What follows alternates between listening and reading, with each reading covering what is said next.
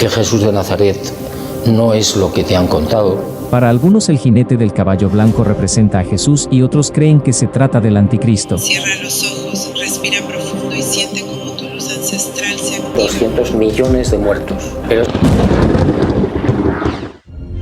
Sorprendentemente, la Biblia no recoge referencias sobre el período comprendido entre su nacimiento y casi 30 años más tarde. En su libro La vida desconocida de Jesucristo, Notovich afirma que le fueron mostrados unos manuscritos en los que se relataba la vida de un profeta errante llamado Isa.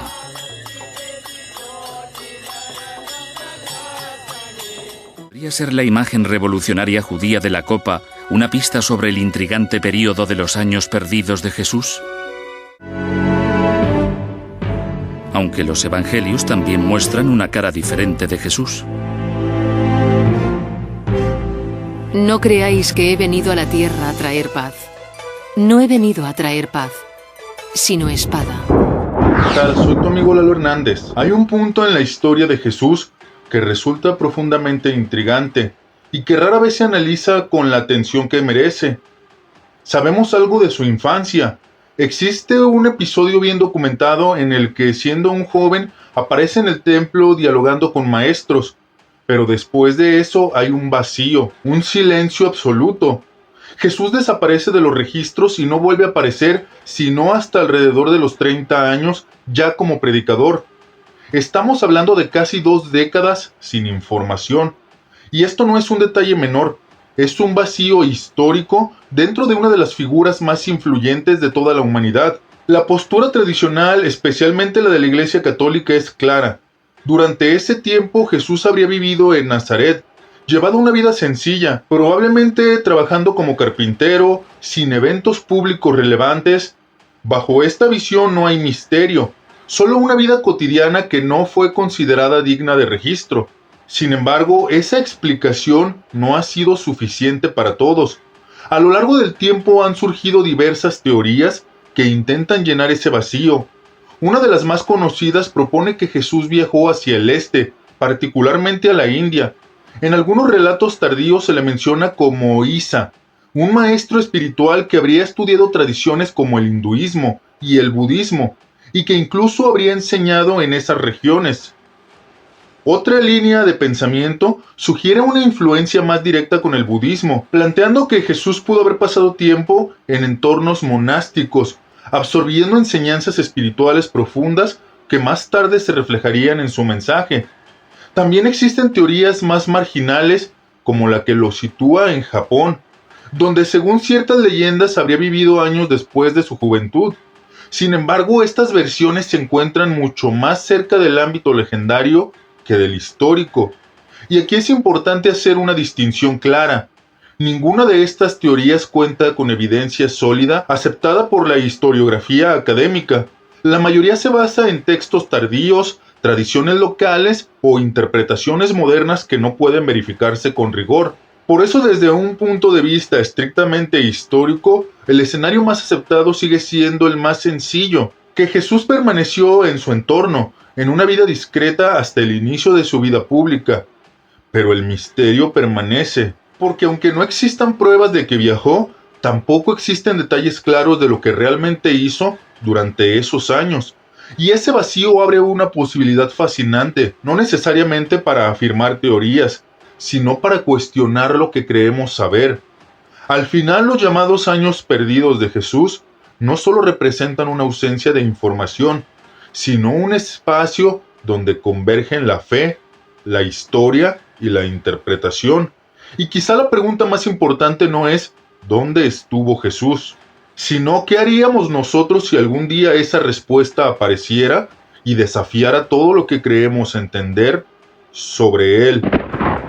Y si este tipo de contenidos donde exploramos los grandes enigmas de la historia, la fe y el pensamiento humano te resultan interesantes, te invito a formar parte de esta comunidad. Suscríbete al canal, activa las notificaciones y acompáñanos en los próximos documentales donde se vienen más sorpresas. Soy tu amigo Lalo Hernández y si estás listo, comenzamos.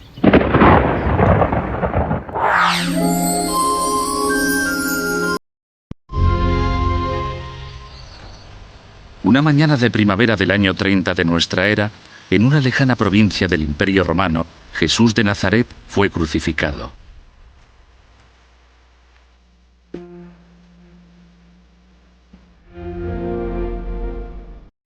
Aunque en aquel momento fue algo insignificante, la vida, muerte y resurrección de Jesús cambió el mundo por completo.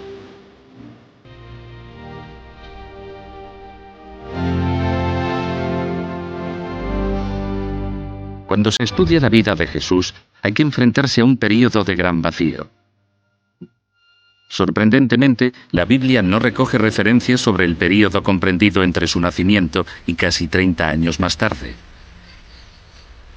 Esas 3 décadas, la mayor parte de su vida, se conocen como los años perdidos de Jesús.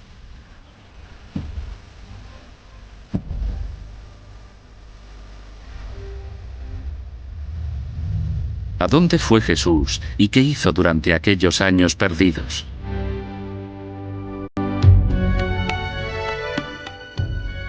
¿Qué pruebas hay para creer las teorías de algunos estudiosos que afirman que salió de Palestina y viajó hasta lugares tan remotos como la India, donde recibió influencias del pensamiento oriental?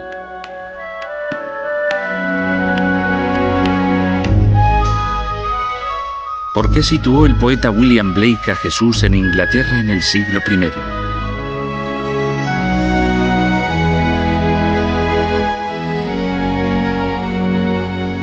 ¿O permaneció Jesús en Palestina como miembro de un grupo nacionalista ultrarreligioso que planeaba una revolución contra los romanos?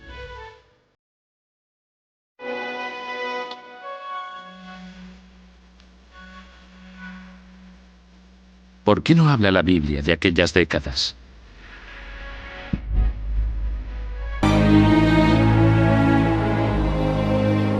José, hijo de David, no tengas miedo de tomar a María por esposa, porque el hijo que espera es obra del Espíritu Santo. Dará a luz un hijo, y le pondrás por nombre Jesús. Mateo 1, 20-21. Mateo 1:20.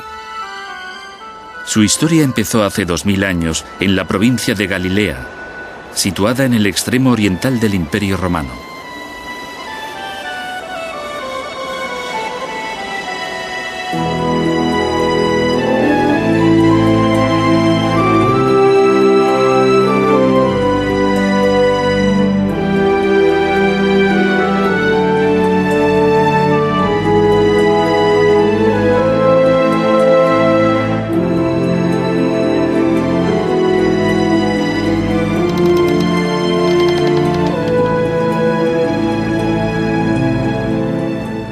Desde entonces, en todos los continentes y a lo largo de los siglos, en multitud de comunidades cristianas, la historia de Jesús se ha contado una y otra vez en cientos de lenguas.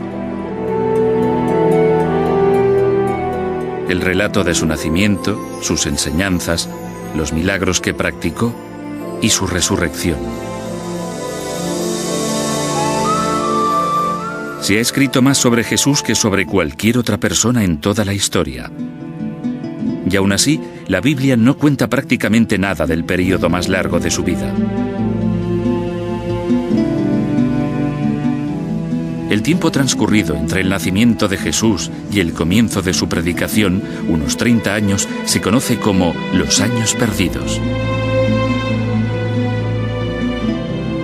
De todo este período solo hay un relato en los Evangelios. En él se describe a Jesús como un niño precoz de 12 años que debate sobre la Torá con los rabinos de Jerusalén. Lo encontraron en el templo, sentado entre los maestros de la ley, escuchándolos y haciéndoles preguntas. Y todos los que lo oían se maravillaban de su inteligencia y de sus respuestas. Lucas 2:46. Lucas 2:46-47. Aparte de este único relato, el Nuevo Testamento guarda casi total silencio sobre la vida de Jesús hasta que empieza su predicación pública. ¿Qué pasó en aquellos años perdidos? ¿Dónde estuvo Jesús y qué hizo?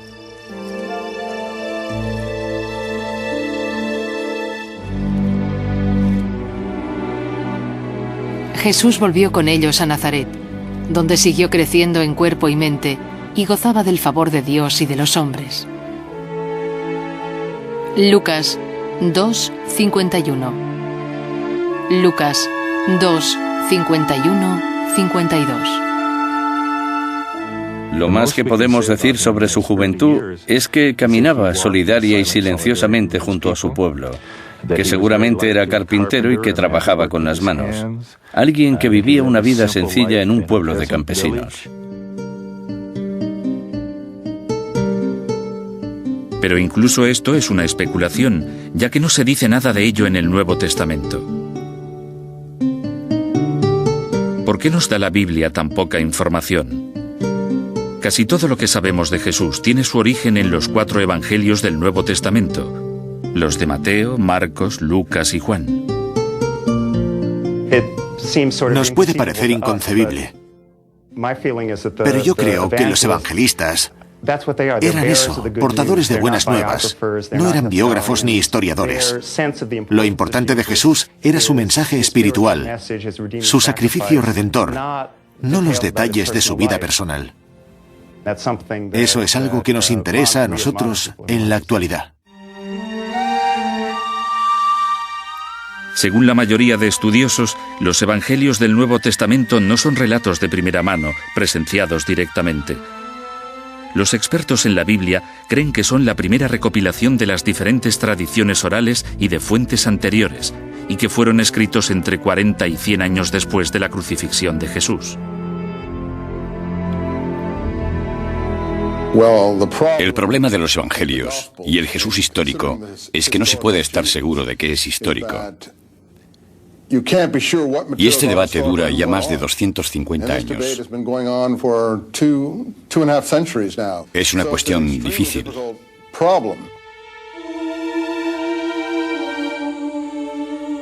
Además del misterio que gira en torno a la vida de Jesús, se añade el hecho de que, durante varios siglos después de su muerte, se escribieron docenas de evangelios. Seguramente habría cerca de 50 evangelios escritos sobre Jesús en los primeros 100 años después de su muerte, y solo 4 de ellos llegaron a la Biblia. Muchos de los evangelios que no se incluyeron en el Nuevo Testamento, los llamados evangelios apócrifos, han llegado hasta nuestros días. Había mucho más escrito, aunque nunca llegara a trascender a este tipo de escrituras. Pero ¿nos desvelan alguna cosa sobre los años perdidos de Jesús? En verdad no, solo nos cuentan historietas, como que Jesús mató a unos pájaros y los resucitó, pero son totalmente irrelevantes. Hay otro relato que cuenta que un niño le dio un puñetazo en la calle y que Jesús se lo devolvió y lo mató. Si yo estuviera recopilando los evangelios, también dejaría fuera ese material.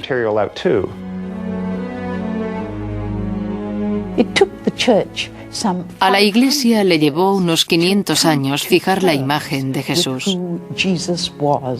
En los diversos concilios que se celebraron en aquel periodo de tiempo, se debatieron ampliamente muchísimos aspectos de Jesús. Por eso les llevó tanto tiempo. La gente, en general, no sabe que el Jesús que conocemos hoy en día es el Jesús que se forjó en aquellos 500 años, el Jesús de la fe.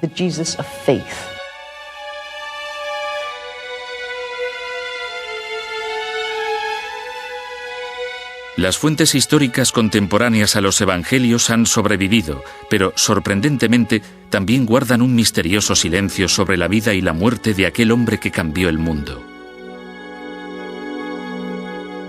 Uno de los grandes misterios sobre Jesús es por qué ninguno de sus contemporáneos escribió sobre él.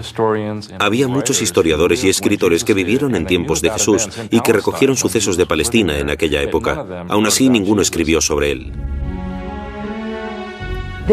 Hay pocos puntos de referencia. Hasta cierto punto se puede reconstruir su vida pública, pero incluso en eso difieren ampliamente los expertos. Por eso es tan difícil recrear la persona de Jesús.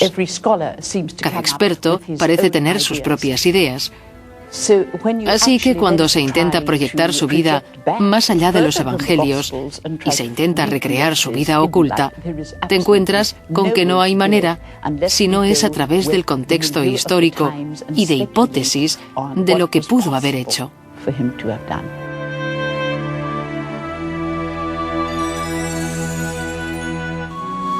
La gente ha ansiado durante siglos saber más sobre la vida de Jesús.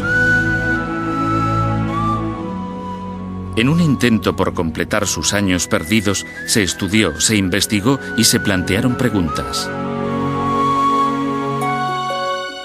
¿Vivió Jesús en Nazaret tranquilamente entre los 12 y los 30 años?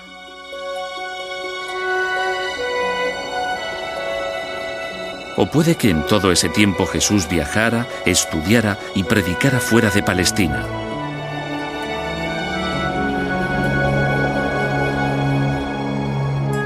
¿Es posible que Jesús viajara hasta lugares tan lejanos como la India y aprendiera de las enseñanzas de Buda?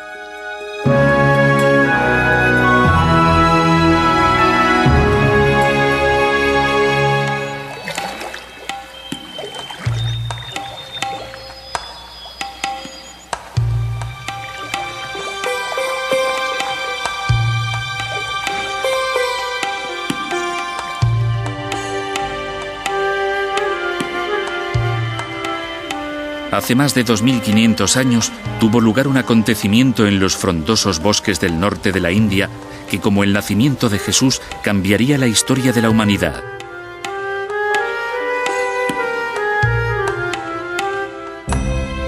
Sentado a la sombra de una higuera, el joven príncipe Siddhartha Gautama prometió no levantarse hasta que hubiera encontrado y resuelto los misterios de la existencia humana.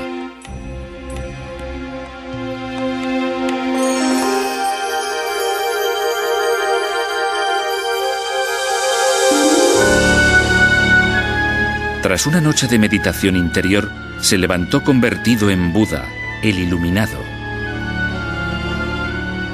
Buda pasó el resto de su vida viajando por la India y por otros lugares compartiendo el mensaje de su revelación.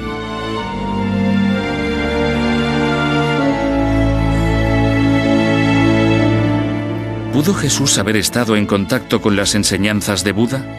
¿Es posible, como piensan algunos, que viajara a la India en sus años perdidos?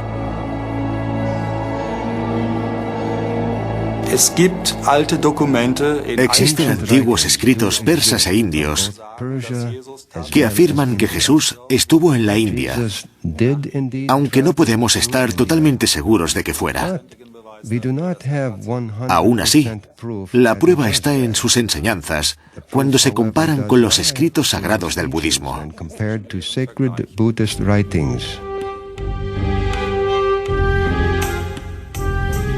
Algunos estudiosos han encontrado considerables similitudes entre Jesús y Buda. Se dice que, como Jesús, Buda curaba milagrosamente a los enfermos, que andaba sobre el agua o que alimentaba a multitudes con solo unos panes.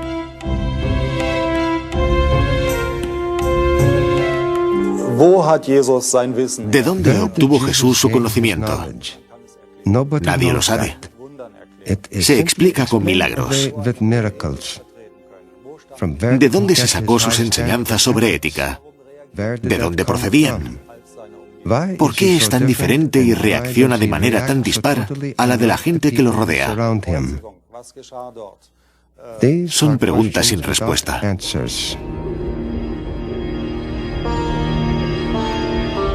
¿Influyeron las enseñanzas de Buda en Jesús?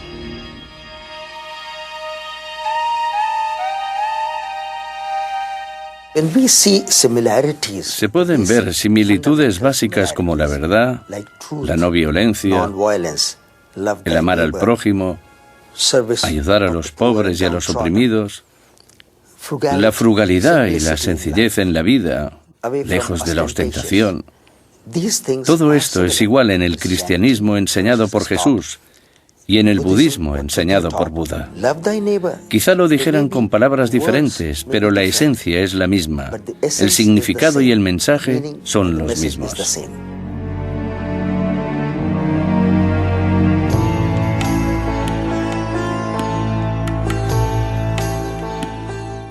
La La India está a unos 5.000 kilómetros de Palestina.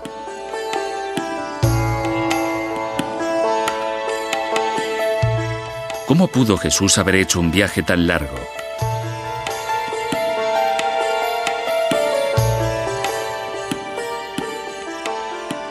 En realidad habría sido muy fácil para Jesús ir a la India. Había muchas rutas comerciales entre el Imperio Romano, en el que estaba Palestina, y Asia. Por ejemplo, podría haber seguido la ruta que empezaba en Palestina, atravesaba el norte de Afganistán y de Pakistán y bajaba hasta la costa occidental de la India. ¿Pudo Jesús haberse adentrado incluso más hacia el norte y haber llegado a la imponente cordillera del Himalaya?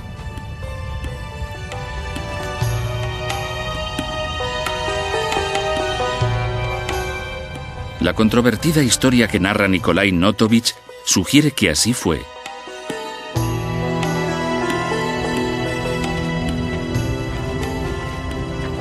En 1887, Notovich, un periodista ruso, visitó Emis, un aislado monasterio budista situado en la alta cordillera del Himalaya, al norte de la India.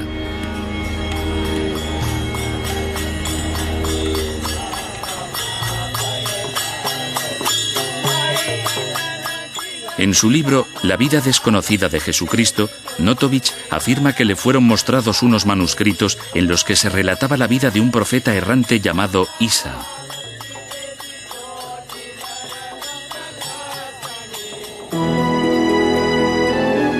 Después de consultar a los monjes y ver el manuscrito, Notovich estaba convencido de que Isa era en realidad Jesús. Según Notovich, el manuscrito arcano que le enseñaron revelaba que a los 14 años Jesús había ido a la India y se había introducido en el budismo. Tras años de estudio y predicación en Asia, pudo volver a Palestina llevándose consigo las creencias budistas.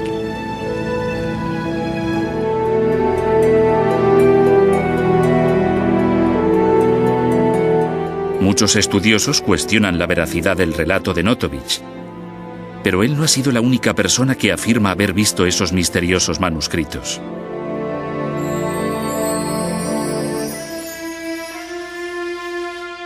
En los años 20, un sacerdote hindú fue al mismo monasterio de Emis.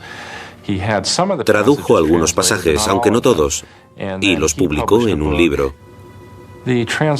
Las traducciones eran casi paralelas a las primeras traducciones que había hecho Notovich. Parece ser que hubo otra referencia sobre los manuscritos de Isa en Emis hasta 1939.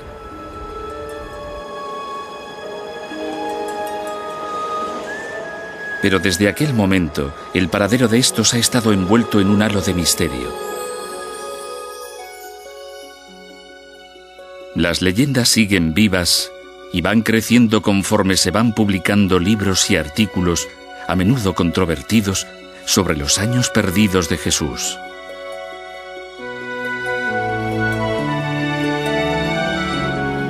¿Viajó Jesús a Inglaterra? ¿Guarda el cáliz de la última cena, el Santo Grial, la clave para desvelar los secretos de sus años perdidos?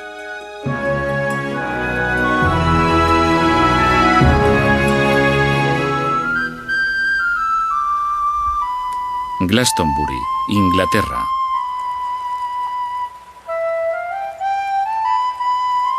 En un emplazamiento cargado de misticismo, entre prehistóricas fuentes sagradas,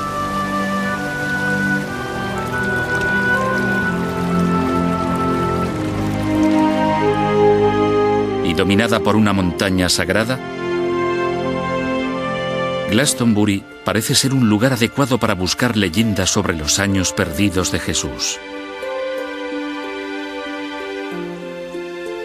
El poeta inglés William Blake nos dejó una excelente descripción.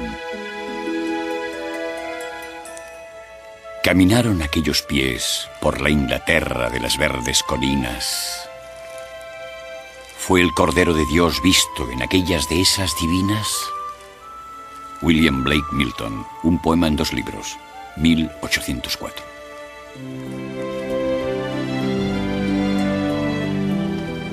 En el singular poema de Blake se habla de Jesús caminando por las colinas y prados de Glastonbury, no muy lejos de su pueblo natal.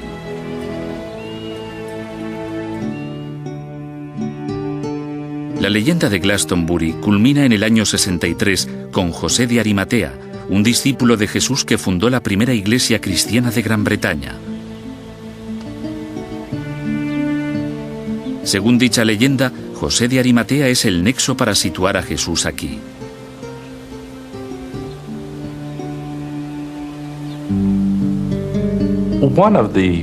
Una de las tradiciones populares de la Iglesia Ortodoxa Oriental, también viva en Inglaterra, es que el personaje de José de Arimatea era en realidad el tío abuelo de Jesús. Parece que cuando Jesús estaba al inicio de la adolescencia, José, su padre, murió.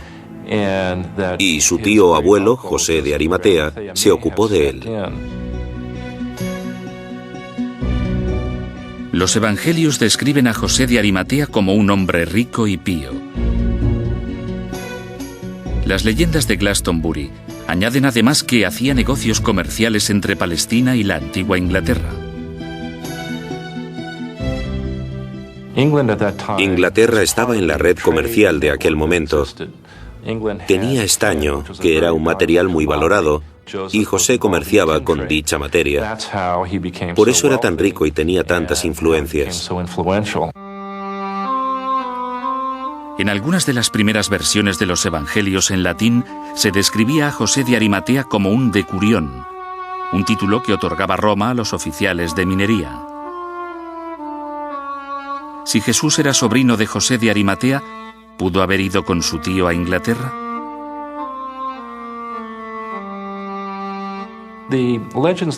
Las leyendas que hay en Inglaterra dicen que Jesús viajó con José de Arimatea por la costa sur de Inglaterra, por Cornualles. Allí estaban todas las minas de estaño, y lo que observamos en las ciudades mineras cercanas son historias que cuentan que Jesús se paró allí con su tío.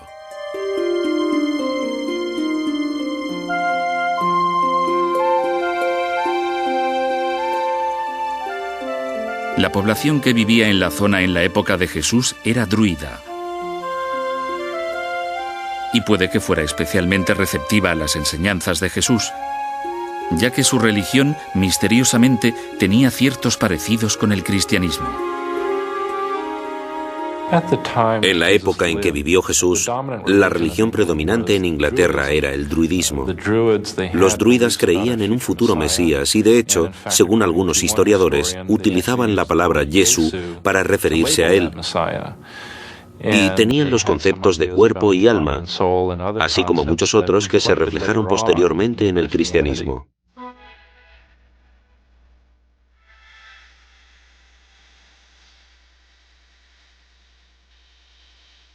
Al extenderse el cristianismo por Inglaterra, los druidas dejaron de lado sus creencias paganas y se convirtieron. ¿Vieron los druidas cumplida en la vida de Jesús su profecía sobre el Mesías?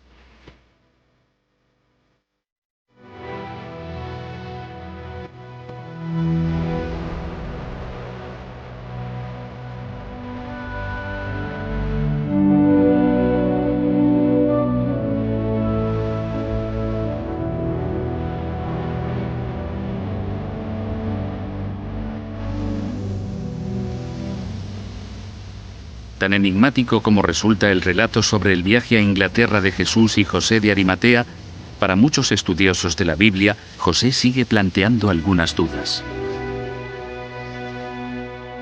De José de Arimatea, que aparece en los 4 evangelios, ¿qué podemos decir? Yo me plantearía incluso si es un personaje histórico. Los evangelios están llenos de gente que parece proceder de otras fuentes que no tienen por qué ser históricas.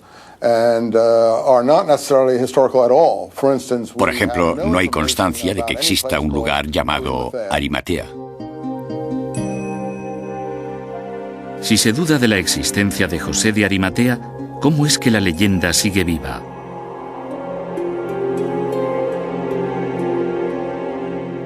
El problema de la gente es que confunde la literatura con la historia. Los evangelios son literatura, las tradiciones son literatura, pero la historia se forja con materiales mucho más firmes que esos. No obstante, la polémica continúa, ya que hay otra misteriosa leyenda asociada a José de Arimatea y Glastonbury.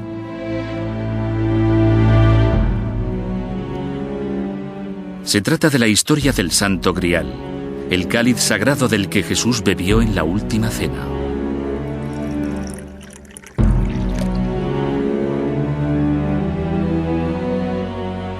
Luego tomó en sus manos una copa, y habiendo dado gracias a Dios, la pasó a ellos diciendo: «Bebed todos de esta copa, porque esto es mi sangre, sangre de la alianza nueva y eterna, que será derramada en favor de muchos, para el perdón de sus pecados». Mateo 26, 27. Mateo 26, 27, 28. Según la Biblia, tras la crucifixión, el cuerpo de Jesús fue a parar a manos de José de Arimatea para que lo enterrara.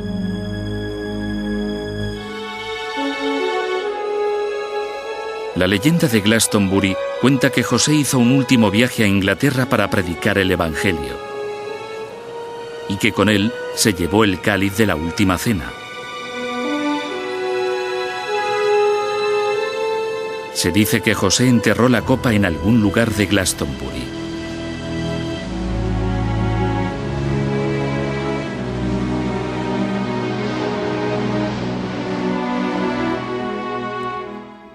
Hay otro elemento en la historia de José de Arimatea y es el cáliz. Este se convierte en un símbolo muy importante en la Palestina del siglo I. De hecho, en las monedas revolucionarias judías, la copa es el símbolo de la primera revuelta contra los romanos. ¿Podría ser la imagen revolucionaria judía de la copa una pista sobre el intrigante período de los años perdidos de Jesús?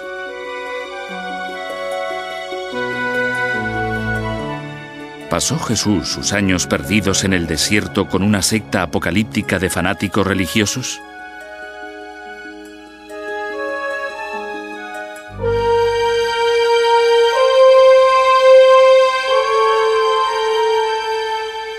El Mar Muerto.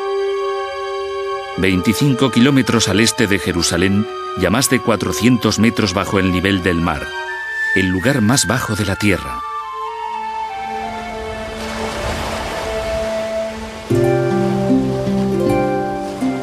Aquí, hace 2000 años, en el adusto emplazamiento del páramo de Judea, Juan Bautista, un profeta celote, empezó a predicar un nuevo mensaje de salvación para los judíos de Palestina.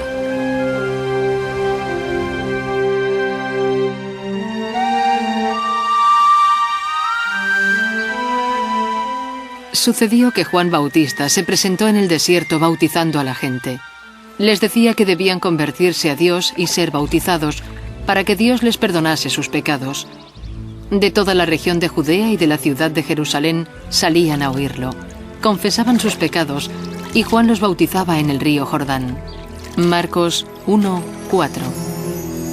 Marcos 1, 4, 5. El mensaje de redención de Juan se extendió por todo Israel como la pólvora. Grandes cantidades de gente iban a oírle predicar y a bautizarse. Uno de ellos fue Jesús.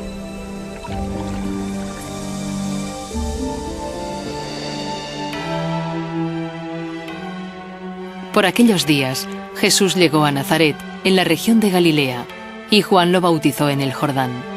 En el momento en que salía del agua, Jesús vio que el cielo se abría y que el Espíritu bajaba sobre él como una paloma. Marcos 1, 9. Marcos 1, 9, 10.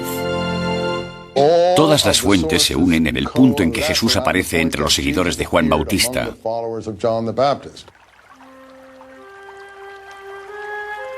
Yo creo que esa es la única información creíble que se va a encontrar en el Evangelio sobre los primeros años de Jesús.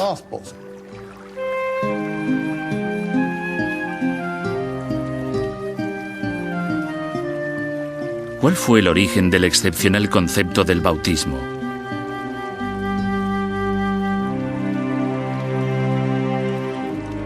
Puede que, en parte, la respuesta la encontremos en una misteriosa secta de judíos ultrarreligiosos que vivían en los páramos que rodeaban el Mar Muerto, en un lugar llamado Qumran.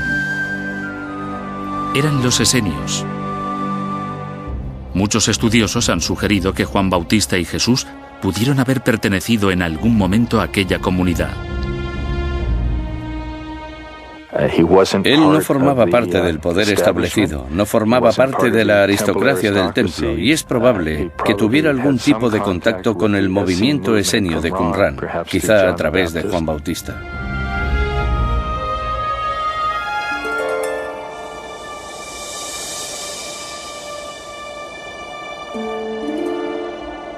En Qumran fue donde en 1947 se descubrieron los manuscritos del Mar Muerto, los fragmentos más antiguos que se conservan del Antiguo Testamento.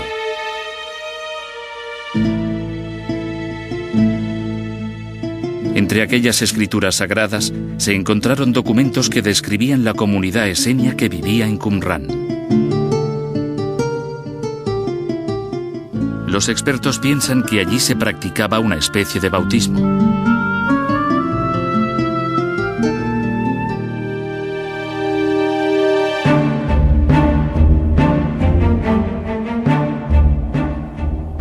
Las aparentes conexiones entre Jesús, Juan Bautista y la comunidad esenia han servido para avivar la polémica entre los estudiosos de la Biblia. ¿Pudieron los esenios haber influido en Jesús y Juan Bautista? ¿Pudo haber vivido Jesús con los esenios durante sus años perdidos?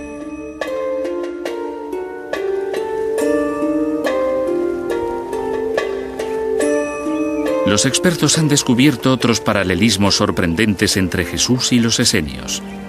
Estos se distinguían por el amor al prójimo, su sencillez en la vida y su estricta obediencia a las leyes de la Torá.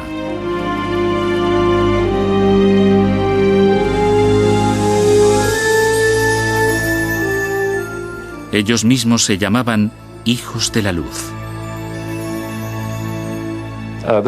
Había muchas similitudes entre Jesús y su estilo de vida y el de los esenios. Estos vestían de manera muy sencilla.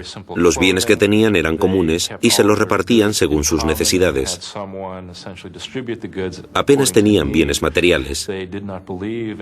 Y estas son las características que conocemos de la doctrina de Jesús hoy en día.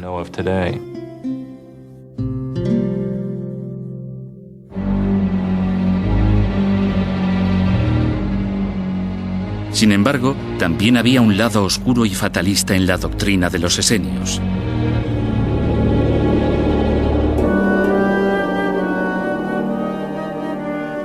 Uno de los documentos encontrados, conocido como los manuscritos de la guerra, ha inducido a los expertos a pensar que los esenios eran fanáticos religiosos. Igual que Juan Bautista y Jesús, ellos rechazaban lo que consideraban la corrupción de los sacerdotes judíos.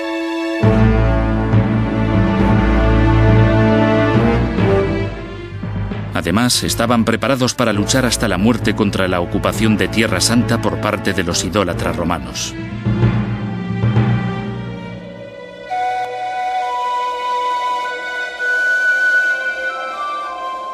Los esenios trasladaron su comunidad a los páramos del Qumran, porque pensaban que se acercaba una guerra que los enfrentaría al enemigo.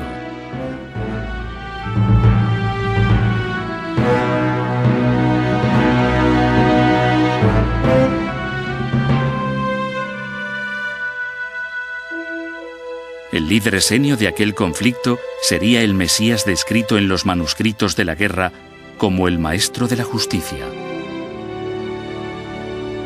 Tenemos un grupo de bautistas del páramo que además eran revolucionarios y gente que luchaba por la libertad. Es la característica distintiva de los manuscritos del Mar Muerto, que combinan el ascetismo esenio, el bautismo, la vida en la naturaleza y una ideología pura. Pero también tienen una visión militante y de guerra apocalíptica del Hijo del Hombre, que bajará de las nubes del cielo para luchar en la guerra final contra toda la maldad de la tierra. Eso es lo que se dice en el manuscrito de la guerra.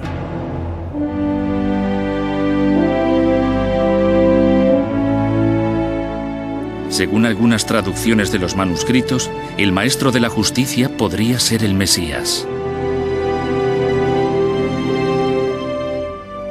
De hecho, algunos expertos han sugerido que Jesús podría serlo.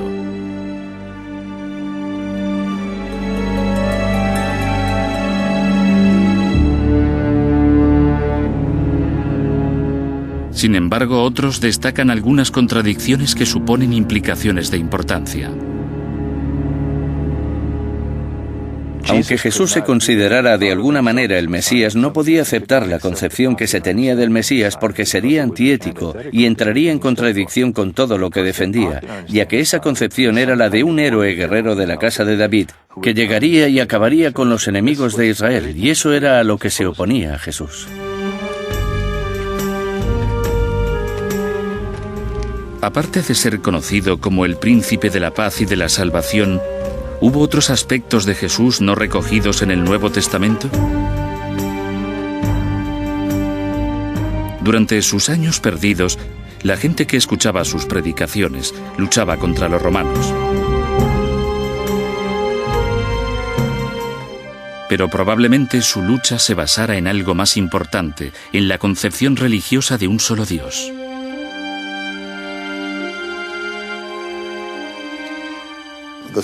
La situación en Palestina era insostenible, y lo sabemos por varias fuentes, entre ellas por los manuscritos del Mar Muerto.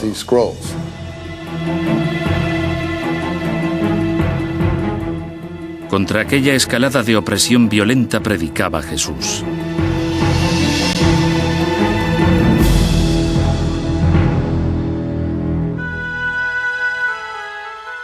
En los Evangelios se describe a Jesús como una persona contraria a la violencia. Habéis oído que antes se dijo, ojo por ojo y diente por diente. Pero yo os digo, amad a vuestros enemigos y orad por los que os persiguen. Mateo 5:38.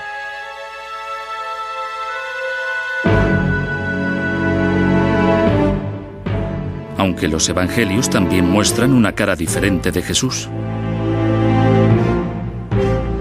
No creáis que he venido a la tierra a traer paz.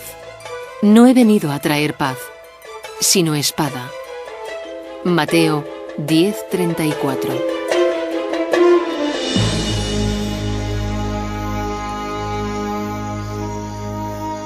¿Por qué presenta el Nuevo Testamento visiones enfrentadas de Jesús?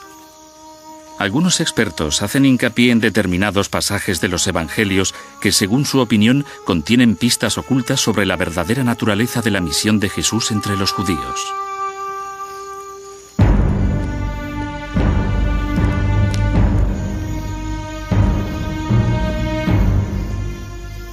Entonces los otros se acercaron, echaron mano a Jesús y lo apresaron.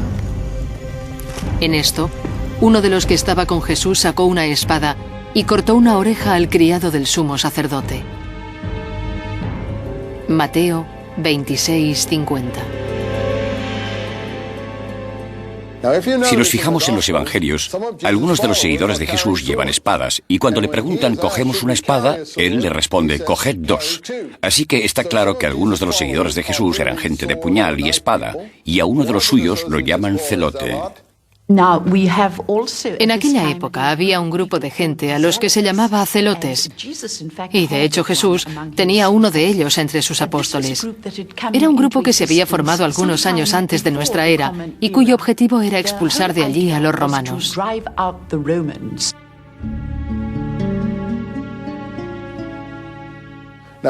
Uno de los problemas del Evangelio y su propia historicidad es que los autores están intentando limpiar la causa por la que Jesús fue claramente crucificado. Los romanos no crucificaban a blasfemos. La crucifixión era el castigo de los romanos para la insumisión política. Por lo tanto, fue claramente crucificado por revolucionario.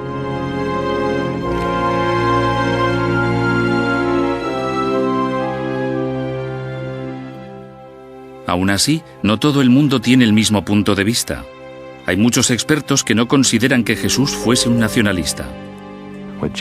Jesús llamaba a la transformación de la vida del hombre hacia una nueva manera de ver, de escuchar, de relacionarse entre la gente y hacia una inclusión social de los pobres, las mujeres, los marginados, los oprimidos.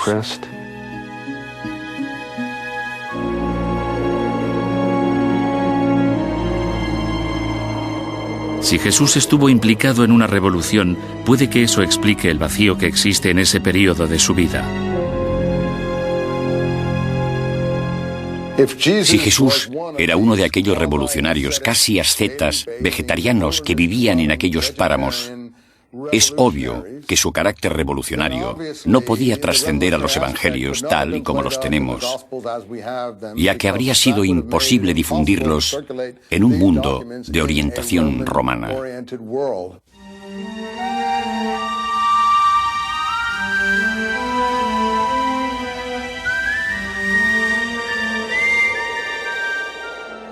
Puede que todo esto nunca llegue a resolverse y sea un misterio para siempre. Desde la muerte de Jesús y durante casi 2000 años han aparecido innumerables historias y leyendas para llenar el vacío que suponían aquellos misteriosos años perdidos. ¿Por qué? Yo creo que aún nos fascinan aquellos años perdidos porque a todos nos gustan los buenos misterios. Ahí tenemos al hombre más famoso de la historia que de repente desaparece durante un largo periodo de tiempo y luego reaparece con un mensaje que cambia el mundo entero. Por eso es natural que sintamos curiosidad por lo que hizo durante todo aquel tiempo, por a quién pudo conocer, con quién pudo hablar y quién pudo inducirlo a embarcarse en su misión.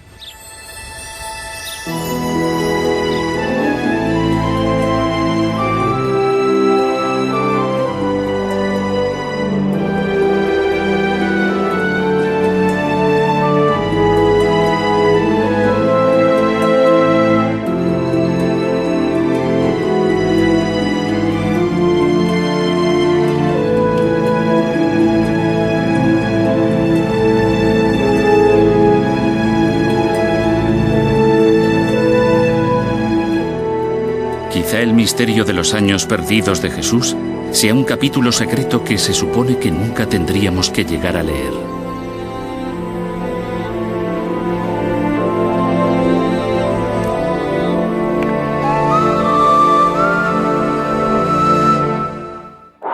¿Y a ti qué te pareció todo esto? Porque más allá de una simple historia, estamos frente a uno de los vacíos más desconcertantes de la historia religiosa. Y lo más interesante es que aunque ya revisamos las teorías conocidas, existen otras líneas de pensamiento más controversiales, más especulativas, que también han intentado explicar los años perdidos de Jesús. No son aceptadas por la historia oficial, pero sí forman parte del debate cultural y académico alternativo. Por ejemplo, una de estas teorías propone que Jesús pudo haber pasado tiempo en Egipto, no solo durante su infancia, como menciona la tradición bíblica, sino también durante su juventud. Esta idea se apoya en el hecho de que Egipto en aquella época era un centro importante de conocimiento espiritual y filosófico.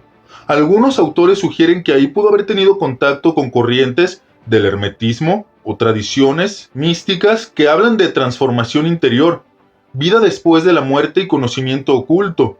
Sin embargo, esta teoría no cuenta con evidencia directa. Se basa más en el contexto cultural de la época que en registros históricos concretos. Otra teoría igualmente llamativa sitúa a Jesús en regiones cercanas a Persia. En este caso se plantea que pudo haber tenido contacto con el zoroastrismo, una de las religiones más antiguas del mundo, que ya hablaba de conceptos como la lucha entre el bien y el mal, el juicio final y la vida después de la muerte. Algunos investigadores han señalado similitudes entre ciertas ideas presentes en las enseñanzas de Jesús y conceptos que ya existían en esa tradición. Pero nuevamente, estas conexiones son interpretativas. No existe documentación que confirme un viaje o una estancia en esas regiones. También hay hipótesis que lo vinculan con comunidades judías fuera de Israel. Estas comunidades mantenían prácticas, interpretaciones y enseñanzas distintas, lo que podría explicar ciertas particularidades en su mensaje posterior. Esta línea es más aceptada porque no implica viajes extraordinarios, pero aún así carece de evidencia específica sobre su paradero exacto. Lo que todas estas teorías tienen en común es algo fundamental. Intentan llenar un vacío, pero ninguna logra cerrarlo por completo.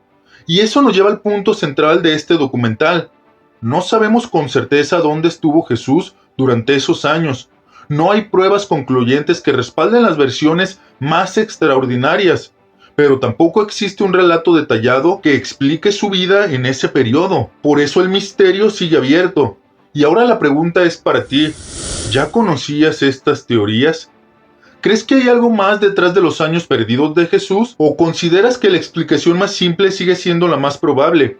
Este documental no pretende darte una respuesta definitiva, sino invitarte a cuestionar, a investigar y a formar tu propio criterio. Porque al final los grandes enigmas de la historia no solo se resuelven, también se reflexionan. Y antes de despedirnos, gracias por haber llegado hasta aquí y por tomarte el tiempo de explorar este enigma con nosotros. Si te interesa este tipo de contenido donde analizamos a profundidad los grandes misterios de la historia, la religión y las ideas que han marcado a la humanidad, te invito a suscribirte al canal. Activa las notificaciones porque vienen mucho más misterios de este nivel, donde seguiremos investigando, cuestionando y desentrañando temas que realmente valen la pena. Si este video te aportó algo, no olvides dejar tu me gusta y compartirlo. Eso nos ayuda a seguir creando contenido de este tipo. Y como siempre, te leo en los comentarios. Soy tu amigo Lalo Hernández. Hasta la próxima. Respira profundo y siente como tu luz ancestral se activa. 200 millones de muertos. Pero